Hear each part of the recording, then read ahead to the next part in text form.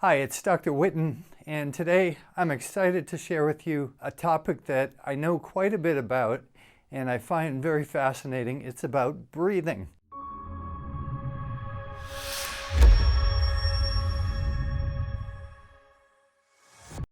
I'm somewhat of a breathing expert. I've been doing it a long time, kind of a joke. But in 1991, right after I graduated college, I got walking pneumonia.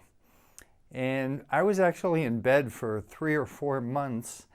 And so I was trying to heal my lungs. And so I started doing breathing exercises. And somebody had told me about belly breathing versus chest breathing.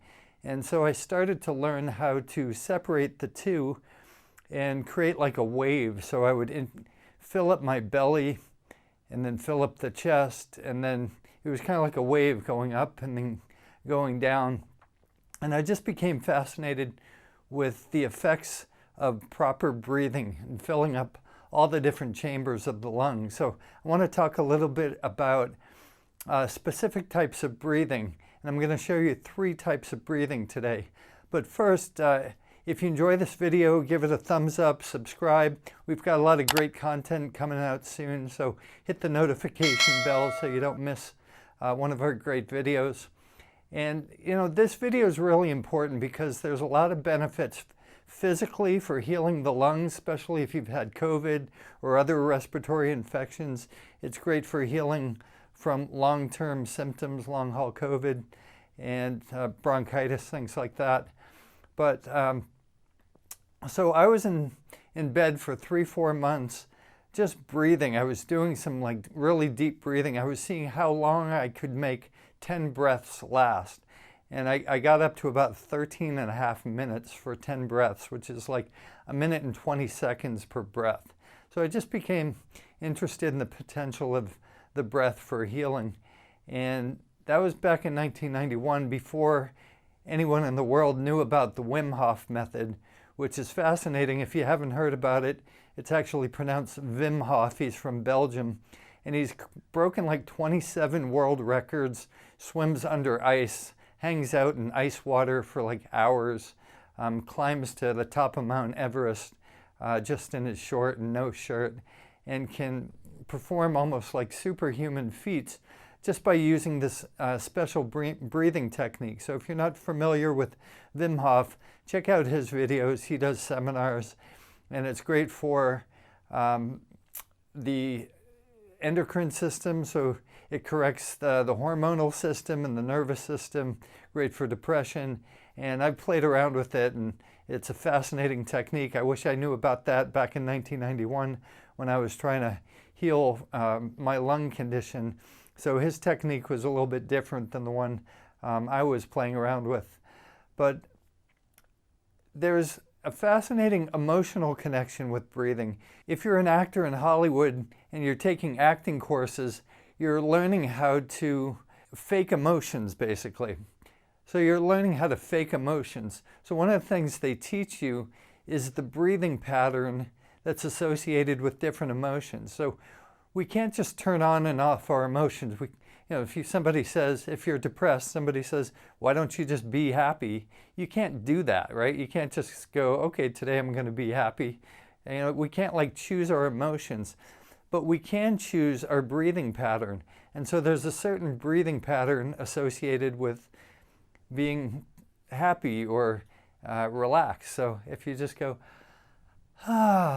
okay, so you can just take a deep breath and just go, and you do like 10 breaths like that, and your whole system relaxes, your shoulders drop. You notice that if you're stressed or you're angry or you're in fear, right, there's like, you're breathing short, you're doing chest breathing, right, your shoulders are up. So you can control your muscles and you can control your breathing. And so that's kind of like an indirect way to get yourself back into a positive emotional state, right? If you're sad and you're crying, there's like, right? You can create the appearance of sadness with a breathing pattern, which is just this, right? So that's how actors learn to fake emotions, by learning the associated breathing patterns. Fascinating stuff. Also, when we breathe correctly and you learn how to breathe from your belly, your diaphragm drops. So when you breathe in, the floor of your diaphragm drops and it pushes down on your organs, and your organs, it kind of gives your organs a nice massage, which is great for digestion. So that's one of the physical benefits of learning how to isolate belly breathing as opposed to chest breathing. So chest breathing, you can find out how you're breathing by putting one hand on your belly and one hand on your chest and feel which one moves. So if you take a deep breath, see if your belly moves or your chest moves, okay? Just naturally, if you're just breathing naturally. Or take a deep breath and see what moves, your belly or your chest. Most people breathe from their chest. I think all children should learn how to belly breathe when they're young, because you can isolate the particular muscles and breathe in the most healthful way, which is belly breathing. All right, so let me show you how it's done. So you can breathe simply from your belly, which is in and out.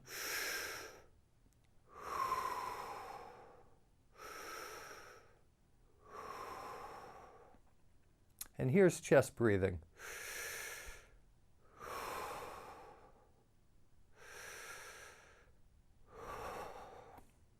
So if you want to get a complete breath, you can do the belly first. You breathe in with the belly. Okay, now I breathed in completely with the belly. Now I'll breathe in with the chest.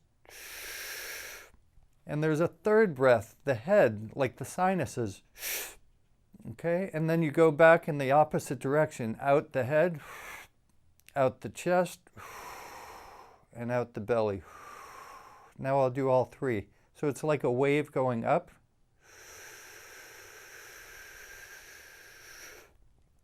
And exhale going down.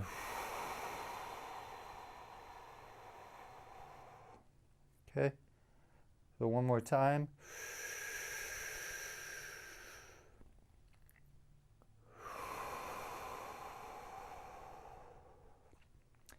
So the lungs have three compartments. The lower, the middle, and the upper compartment, or chambers of the lungs. Actually, the left lung just has two chambers because the heart's there, so the left lung's a little bit smaller than the right side.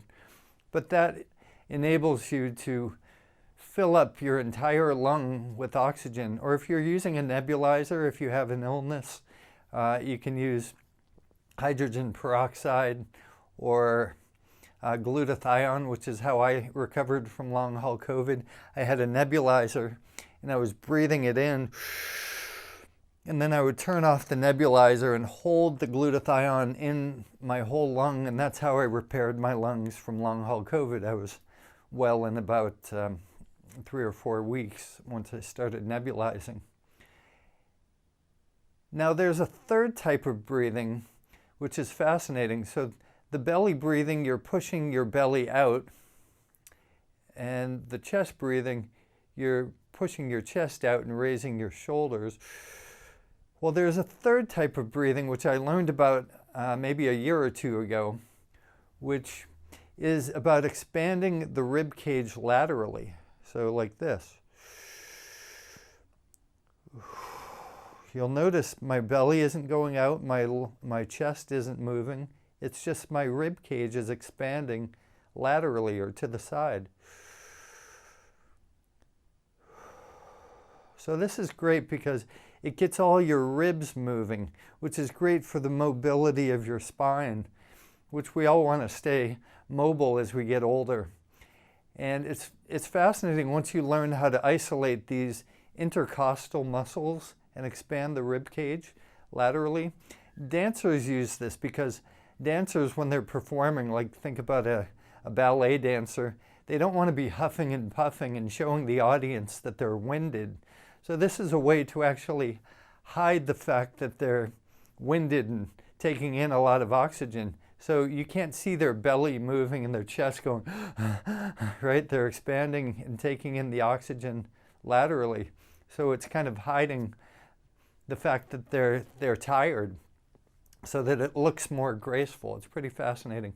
So play around with this. It's really good for your health. It's good for your mental health. And it's great for learning how to be in control of these muscles and fill our lungs, which is great. Oxygen is the great healer of our body. And so you can put your hand on your belly, hand on your chest. And so learn how to isolate just the belly, just the chest, and then hold your hands on your rib cage like this, and you can feel if you can expand your lungs or expand your rib cage like a billows, like the billows that blow the fire. Okay, so this is a great practice, and learn how to adopt the breathing techniques for just being calm, being relaxed, being happy. And so that'll go a long way. Once you learn how to do this, you can sort of be in control of your emotions more. You can, if you're stressed, you can just take some deep breaths. Also, if you're having poor digestion, if you take some long breaths, it puts you in a parasympathetic state. So your autonomic nervous system is either in sympathetic, which is fight or flight, but when you're in fight or flight, you don't digest well. So like if you're eating on the run, sometimes you don't digest well. And so you want to put your system in a relaxed state before you eat. So one way to do that is to just take 5 long, slow, deep breaths. It puts your nervous system in a parasympathetic state, and so your body produces more hydrochloric acid and digestive enzymes, and your body sends blood to your digestive system and you digest better. So that's how breathing can actually help your digestion as well. Fascinating stuff, a lot more to it than you probably ever imagined, but if you enjoyed this video, give it a thumbs up. We're also going to be teaching the Whitten Method series through video. So if you're interested in learning the techniques that I use in practice, I've been developing them for over 20 years. So it's a way for you to heal yourself and heal your family. You can also use it if you have a healthcare practice. It's the deepest energetic healing system on the planet. So check it out. And let me know if you have any questions. We also have a Zoom course if you're interested in learning how to muscle test yourself and just learn the fundamentals of how muscle testing works and work through any confidence blockages that you have around muscle testing. So let me know if you need any help. I'm here to assist people learning to become their own best healers. So thanks for listening, and we'll see you again soon.